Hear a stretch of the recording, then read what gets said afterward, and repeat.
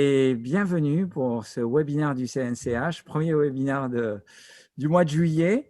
Merci d'être là pour ce webinaire vraiment en top sur l'actualité avec les dernières recommandations de la Société européenne de cardiologie qui viennent juste à peine d'être présentées cette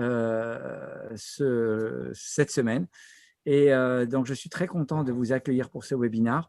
Les webinaires continuent pendant le mois de juillet. Il y en aura notamment un le 22 juillet sur la prévention des infections de prothèses.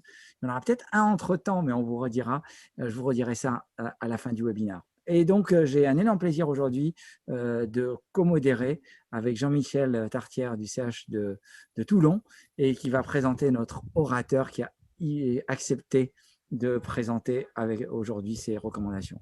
Jean-Michel. C'est un grand plaisir que j'ai de présenter donc, le professeur Thibaut Damy, d'Henri Mondor, et qui quand même est effectivement au top de la pointe de l'information parce qu'il a l'honneur et l'avantage de présenter quelque chose qui n'est pas encore publié, les recommandations européennes 2021 de l'assurance cardiaque. Donc, l'inspecteur Damy a enquêté de près pour nous présenter en détail, autant qu'il l'a pu, ces nouvelles recommandations. Merci beaucoup, Walid, et merci Jean-Michel pour votre invitation. C'est un réel plaisir d'être là. Et effectivement, là, c'est la première fois que je présente quelque chose où il n'y a pas de publication encore. Donc, il a fallu effectivement faire le Spectre Kit Gadget pour récupérer les diapos. Je remercie Flavie qui se reconnaîtra et qui m'a aidé à récupérer ces diapos. Alors que j'ai un petit peu modifié, je n'ai pas pu résister. Alors, je vais partager mon écran pour vous montrer ces diapos. Voilà, j'espère que vous les voyez bien. Voilà, et je remercie le CNCH aussi pour son invitation parce que je crois qu'on est tous ensemble dans cette lutte contre l'insuffisance cardiaque et dans l'amélioration de la prise en charge de nos patients. Alors, ces nouvelles recommandations, donc, les anciennes, vous les connaissez, hein, c'était 2016. Et ces recommandations, elles ont été faites avec une task force de l'ESC et de l'HFA. Alors, je n'ai pas toute la liste des co-auteurs, je vous avoue, parce que là, on verra dans la publication. Et c'était Marco Metra et Teresa McDonald qui ont présenté différents topos sur ces recos. Et ils ont fait pas mal de choses, mais le Covid a aussi sûrement ralenti la progression des recos. Alors, je vous rappelle, en fait, pour ces recommandations, on distingue, comme pour les précédentes, le niveau de recommandation et le niveau d'évidence. Donc, le niveau de recommandation va distinguer en classe 1, vert. Je vous précise, hein, parce que, comme Jean-Michel l'a vu, c'est que des diapos, des tableaux avec ces classes et ces niveaux de preuve, niveau d'évidence. Donc, il y a la classe 1 où tous les participants aux guidelines sont en accord.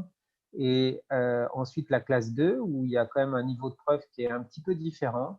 Et on va distinguer le classe 2A où on dit que ça devrait être fait, ou le classe 2B où ça peut être fait, et la classe 3 où là, il y a un agrément pour dire que ce n'est pas recommandé. Et puis après, il y a le niveau de preuve qui peut être basé en A sur plusieurs essais randomisés ou des méta-analyses, le niveau B où il y a une seule étude, voilà, et le niveau C où il y a aucune étude, où c'est des consensus papers en fait, mais pas d'études randomisées. Alors, tout de suite, je vais vous parler de l'insuffisance cardiaque aiguë, de ce qui a été présenté. Il n'y a pas de grande nouveauté, hein, pour être honnête, dans l'insuffisance cardiaque aiguë. Il y a l'acronyme CHAMPID. Je n'ai pas trouvé grand-chose, donc c'est pour ça que je voulais vous en parler rapidement. C'est surtout, je parle d'insuffisance cardiaque. Il y a des tableaux qui vont vous être présentés, que vous lirez dans les guidelines, sur gérer l'insuffisance cardiaque décompensée, l'œdème pulmonaire, la décompensation cardiaque droite, le choc cardiogénique. Donc, il faudra voir en détail qu'est-ce qui est nouveau dans ces guidelines. La grande particularité de ces guidelines, on va le revoir après, c'est quand on a dépassé cette phase de décompensation, c'est de recommander en fait tous les traitements à mettre en classe 1 et en niveau d'évidence C. Vous voyez, c'est un consensus, hein, de mettre tous les médicaments avant la sortie. Et ça, c'est une nouveauté parce que en classe 1, c'est un peu élevé, hein, comme niveau, parce que finalement, quand on regarde les essais, ils ne sont pas tous faits à la discharge chez des patients donc en aigu. Mais c'est vraiment l'évidence de finalement ce qu'on fait. Et c'est ce que vous allez voir dans ces guidelines. J'ai quand même l'impression qu'ils tiennent compte un peu d'organisation. Ils ont poussé des choses parce que du point de vue organisationnel dans le parcours de soins, c'est la phase critique où il faut mettre des choses et c'est ce qu'on fait je pense, dans nos centres. Alors, je vous rappelle ces anciennes guidelines de 2016 où les patients en FREF avec une définition qui était FEVG inférieure à 40%, on pouvait mettre IEC bêta-bloquant inférieur ou égal à 35. On avait le choix entre IEC, mettre les sacubitril valsartan, pour les CRT, pour les QRS supérieurs à 130, et pour les patients en rythme sinusal, pardon, avec une fréquence cardiaque à plus de 70, l'ivabradine. Et c'est là, en fait, où il n'y a pas tellement de changement, en fait, pour ces médicaments, sauf l'entrée. Donc, pour les IEC, les bêta-bloquants, les ARA2, les MRA, les diurétiques, la digoxine, tout ça, ça n'a évidemment pas changé. Et vous savez où sont ces nouveautés. Et les nouveautés, elles sont là. C'est la possibilité de mettre, en fait, finalement, le sacubitril valsartan en première position avec les IEC et les ARA2 dans le traitement de l'insuffisance cardiaque. Vous voyez que bêta-bloquants et MRA sont là. Et la deuxième entrée, c'est les ISGLT2 qui arrivent aussi en première position. Et donc maintenant, on va pouvoir traiter d'emblée les patients sous Entresto et finalement sous ISGLT2 dès la prise en charge en décompensation cardiaque et à la sortie. Alors, on verra les niveaux de preuve, etc., mais ça va évidemment aller plus vite dans l'optimisation et dans la prise en charge des patients, ce qui est sûrement un plus pour les patients insuffisants cardiaques. Puis après, vous voyez, le reste ne change pas tant que ça par rapport aux guidelines classiques. Donc, vous voyez, on reprend encore la même chose sur le… Je vais avancer parce qu'il y a pas mal de slides. Donc, pour les FREF, maintenant, j'essaie de décomposer dans ce qu'il y a de nouveau dans les FREF, FF et midrange aussi qui font leur apparition.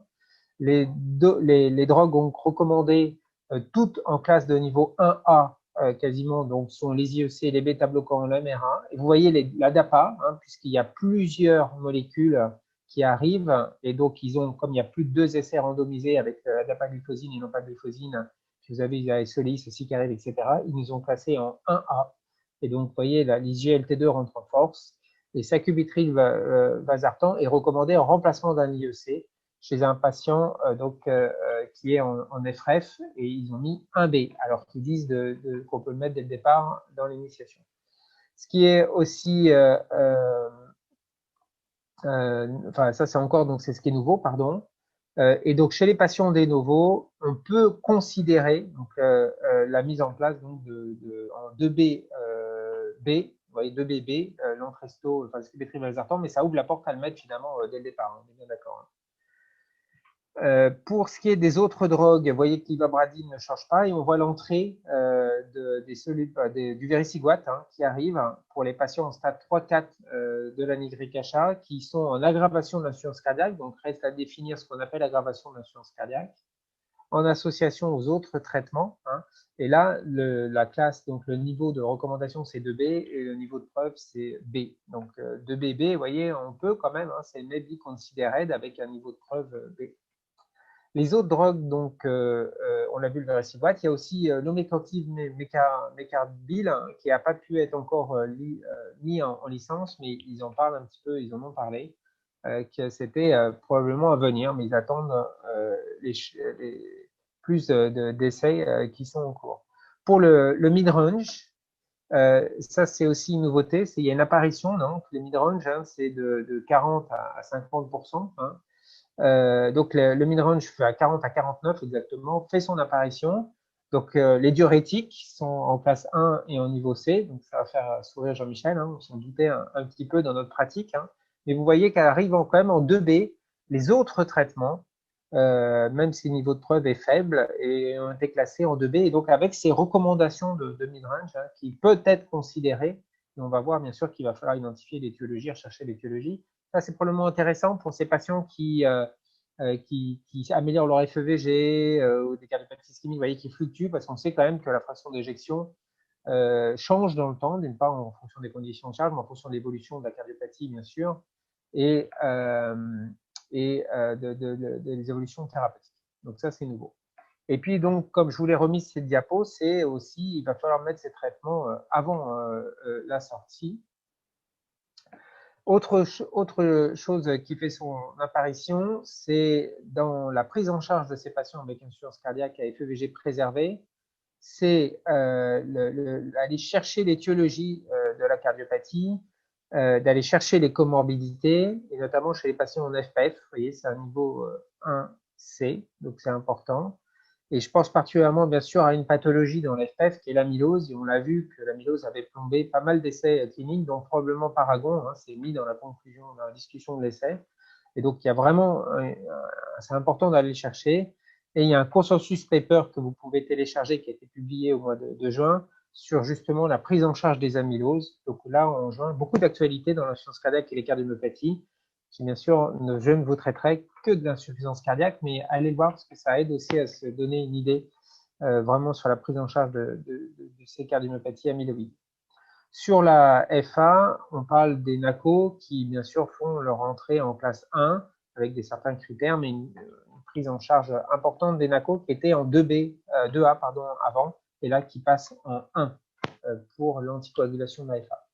Pour les SGLT2, je vous ai remis, hein, vous voyez, c'est 1A et c'est recommandé en fait chez les patients donc, pour prévenir la survenue d'événements secondaires à titre de hospitalisation, etc., dans les FREF. Et donc, je vous ai remis les niveaux de preuve. Pour l'anémie et la carence martiale, il est recommandé en 1C de faire les tests, hein, ferritine et coefficient de saturation. Le ferricarboxymaltose est en 2AA. De même, donc, chez les patients à FEVG inférieur à 45, et ça s'étend donc même chez les patients inférieurs à 50% en 2AB. Alors, il y a une question que je me pose, je n'ai pas vu, est-ce qu'ils ont mis l'étude à faire d'un chef aussi dedans ou pas dans la discussion? Elle était déjà publiée, mais je ne sais pas s'ils en ont tenu compte pour ces recommandations. Mais vous voyez, ça should be considered, donc il faut le faire avec un niveau quand même de A pour diminuer leur hospitalisation. Donc, il faut traiter nos patients, dépister la carence partielle, il n'y a aucun doute, il faut les traiter par carboxymaltose ferrique. Et donc, c'est aussi une évolution importante des guidelines, puisqu'on parlait surtout du dépistage auparavant. Nouvelle recommandation aussi sur les cancers, donc la cardio-onco qui rentre en ligne de considération dans ces guidelines. Là, on voit vraiment le champ aussi de tout ce qui a été créé par tout le monde hein, dans ces parcours de soins atypiques sur les cardiopathies, on va dire, ou pas atypiques, mais qui font partie de la prise en charge finalement de notre cardiologue. Donc la cardio-onco, où il est parlé donc de cardiotoxicité, de dépistage en 1C, des cardiotoxicités, mais aussi du traitement de ces patients par IEC et bêta-bloquants avec un 2AB et d'aller évaluer bien sûr les facteurs de risque cardiovasculaire chez les patients qui présentent un cancer. Nouvelle reco qui me fait très plaisir, évidemment, c'est le tafamidis aussi hein, qui rentre dans les guidelines de l'insuffisance cardiaque. Donc là, vous voyez, on parle de cardiomyopathie amyloïde, mais ça rentre dans les guidelines. Et le niveau de classe est de 1, hein, donc c'est vraiment important. Il faut traiter ces patients par tafamidis, à la fois dans l'amylose à transthyrétine sénile ou dans l'amylose à transthyrétine héréditaire, et pour améliorer la mortalité et les hospitalisations. Donc c'est l'étude à tract. Hein. Le niveau niveau de preuve c'est B, puisqu'il n'y a qu'une seule étude publiée avec le tafamidis sans randomiser, bien sûr, dans ce contexte de maladie rare. Donc, vous voyez, ce qui est nouveau, en fait, dans les guidelines, c'est une simplification quand même de l'algorithme qui, finalement, peut-être à terme, dans nos pratiques, on va en discuter. On nous laisse un peu le choix IEC, saccharomycine valsartan, mais je pense que les choses vont aller sûrement en pratique pour aller vite hein, et mettre le traitement efficace. Mais on peut discuter de est-ce qu'il y a suffisamment de preuves pour mettre le saccharomycine valsartan, bien sûr les bêta-bloquants, bien sûr les anti-aldostérone et les IGLT2 qui rentrent aussi en force, et notamment le premier qui est remboursé en France actuellement dans l'insuffisance cardiaque et encore chez les patients diabétiques, mais on attend la possibilité d'avoir un remboursement dans l'insuffisance cardiaque seule hein, au mois de septembre. Ça va être les GLT2 et on va les rentrer en force. Et puis en plus, là, si on les met effectivement avant la sortie d'hospitalisation, on va pouvoir effectivement faire bénéficier du patient en full dose puisque c'est qu'un comprimé. Et je crois que c'est vraiment un traitement qui va changer la donne en fait dans nos pratiques par son effet sur la glycosurée. Donc, il y a du nouveau sur la recommandation de l'MRF, hein, vous avez vu, où on peut commencer à traiter des patients. Alors, ce qu'on faisait en pratique finalement, mais le niveau de preuve est discutable. Hein, personnellement, je trouve qu'ils ont été un peu généreux. Mais bon, d'un autre côté, il faut bien traiter ces patients et les regarder sans rien faire, c'est vraiment effectivement difficile. Il y a des classifications qui changent dans l'insuffisance cardiaque aiguë, mais vous voyez, on ne peut pas aller dans le détail, il faudra lire l'article. Et puis, il y a des traitements, effectivement, des algorithmes qui vont être basés sur des phénotypes, sur le QRS encore, sur l'étiologie ischémique non ischémique, où il va y avoir des choses sur les défibrillateurs et autres que je n'ai pas pu traiter, faute d'avoir le papier avec tous les détails, et on l'espère bientôt. Et puis la venue des comorbidités avec la carence martiale là, qui avance, et puis bien sûr le cancer, et les amyloses avec les autres cardiomyopathies. Alors, je voulais vous remercier. Je voulais remercier aussi tous les infirmiers qui sont en train de se former et qui vont voir ces guidelines arriver. Donc, je voulais les déstresser parce qu'il y a des infirmiers de protocole de coopération dans toute la France. Il y en a plus de 45. Il y a plein d'IPA qui sont en train d'arriver. Et pour eux, ça va être un choc de voir ces recommandations arriver parce que ça va changer, bien sûr, leur pratique comme nous. Mais je voulais leur dire de ne pas s'affoler parce que de toute façon, nous, les guidelines, évidemment, on les suit, mais on met des années à les appliquer. Et donc, il ne faut pas qu'ils se mettent la rate au courbouillon. On va les laisser digérer ça, avoir déjà la publication, et on va pouvoir travailler avec eux pour définir des nouveaux algorithmes, les appliquer et mettre en place ces guidelines. Donc là, je vous ai montré des C6 et des infirmiers qui ne sont pas de Mondor, mais qui sont d'autres centres. Et il y en a dans toute la France maintenant qui commencent à s'installer, hein, IPA, protocole de coopération. Et je crois que l'infirmier va avoir une place privilégiée. Et j'ai hâte de lire ces guidelines pour voir justement ce qu'ils disent sur cette collaboration entre infirmiers et médecins, parce que c'est vraiment un moyen de pouvoir améliorer la prise en charge des patients. Hein. La démographie médicale est en chute complète et totale, donc il va falloir qu'on s'aide. Hein. Bon, voilà, on ne peut pas faire grand-chose pour avoir plus de médecins. On a essayé, voilà. Donc maintenant, il y a le transfert de compétences. Je crois qu'on est tous en train de monter ce transfert de compétences et on voit aussi dans l'intérêt de la télésurveillance. Et ce qui manque, je n'ai pas pu vous montrer, faute d'avoir le papier, c'est l'implication des paramédicaux, c'est la télésurveillance aussi, qu'est-ce qu'ils disent? Qu'est-ce qu'ils disent sur les prises en charge également non classiques, on va dire, non conventionnelles des compensations? On sait que dans plein de pays, il y a des hôpitaux de jour, il y a de l'HAD, il y a Jean-Michel qui fait des choses exceptionnelles à Toulon sur l'HAD, etc. Et donc, j'aimerais bien savoir ce qu'ils en disent de tout ça pour nous appuyer, pour faire bouger nos institutions. Et évidemment, on manque sûrement encore d'études, mais au moins, j'espère que ça y sera. Mais en tout cas, ça n'a pas été détaillé. Du moins, je n'ai pas vu de choses détaillées dessus. Je n'ai pas pu suivre, évidemment, tout le congrès, vous en doutez. Mais voilà, donc j'ai fini mon topo et je vous remercie vraiment de m'avoir permis de présenter des guidelines non publiés à nos collègues du CNCH. Merci beaucoup, Walid et Jean-Michel. Merci, à toi. merci beaucoup. J'ai une question et après je laisserai la deuxième question à Jean-Michel. Pour moi, ce n'était pas très clair parce que ce que j'ai vu dans les réseaux sociaux là aujourd'hui qui disait le sacubitril valsartan ne gagne pas la bataille de la première intention. C'est là que ça. Or, ce n'est pas la manière dont tu nous le présentes aujourd'hui. Moi, ce n'est pas la manière dont je le présente et que je le vois. Parce qu'à partir du moment où tu le mets dans la case en haut et tu mets IEC / enfin, tu nous connais, quoi. Ouais, donc, effectivement, il n'est pas en 1A, mais c'est pas si loin, quoi. Donc, effectivement, il manque de recos, mais qu'est-ce qui va se passer, quoi? Enfin, voilà. Enfin, moi c'est mon impression, hein, c'est comment je vois les choses. Effectivement, il ne pourra jamais avoir un niveau de preuve, un niveau de recommandation idem, mais regardez encore la slide, quoi. C'est pas, tu vois, ces niveaux qui arrivent les uns après les autres. Donc, en fait, ils se sont retrouvés un peu piégés, je pense. C'est pas facile de faire une analyse hein, avec des pays hétérogènes, etc. Mais je crois que le message est discharge, quoi. On commence tout à la décharge.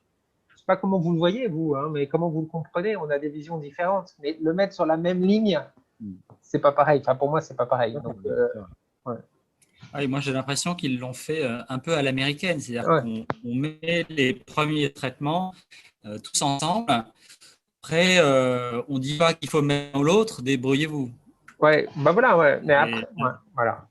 Je pense que, enfin, moi, je le vois comme ça. Alors après, je sais pas si ça a tous les topos, etc. Ça. Mais regardez la diapo, quoi. Enfin, c'est frappant. Hein. Mais tu verrais comment le traitement de sortie de notre insuffisance cardiaque qui serait arrivé pour une décompensation aiguë, à qui on a trouvé 25% de fraction d'injection ou 30%. Comment aujourd'hui tu les fais sortir? Et quoi tu les fais sortir? Nous, pour l'instant, on va discuter de ces guidelines en équipe, hein, comment on fait et qu'est-ce qu'on fait. D'abord, on va attendre de voir le papier. Hein. Enfin, clairement, voilà. Parce qu'on doit effectivement aussi travailler avec les C6 et vraiment donner quelque chose de cohérent aux paramédicaux. Donc, la sueur cardiaque chronique connue, on va switcher de façon l'IEC ou l'ARA2 par l'Entresto, hein, et on va lui rajouter son SGLT2. Enfin, voilà. C'est le de novo, effectivement, qui pose problème, mais le de novo à 20-25, on a envie de sortir le paquet. Et c'est ce que donnent ces guidelines, en fait. C'est dites, sortez le paquet, quoi. Allez-y, perdez pas de temps. Et je crois que dans cette maladie, au vu de la désorganisation que va induire le parcours de soins, de l'augmentation de la démographie des patients, de la chute de la démographie médicale, on va y arriver. Donc, effectivement, c'est toujours pareil. Tu as 20% de nos voltiseekers qui vont passer, 60%, et puis 20% qui vont s'opposer. Mais le truc est parti, quoi. En faisant ça, À mon avis, moi, je le vois comme une porte ouverte à le faire. Mais, bon, après, on va voir avec les collègues, hein, mais je vais peut-être passer au bûcher, mais moi, je pense que je serais tenté de le faire en première intention maintenant. Mais je le faisais pas. Personnellement, je le faisais pas avant en première intention.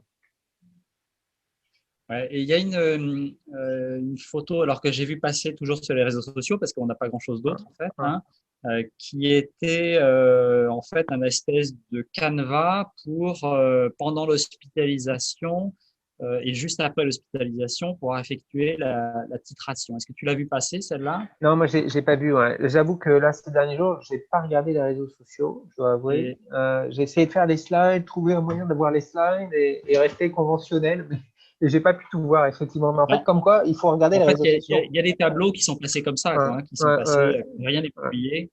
Mm. C'est vrai qu'il y a un tableau qu'on a vu, qui fait partie de la présentation qui a été faite Ouais, à Chef, ouais, et où ils disent bien, on met tout en même temps, et après, dont les alors, SGLT2, ouais. C'est, à dont mon au avis, choix ouais, IEC, et ouais, après au titre ouais. tous les 15 jours. Alors, je ne sais pas si tu l'as montré, celle-là. C'est une des premières slides, en fait.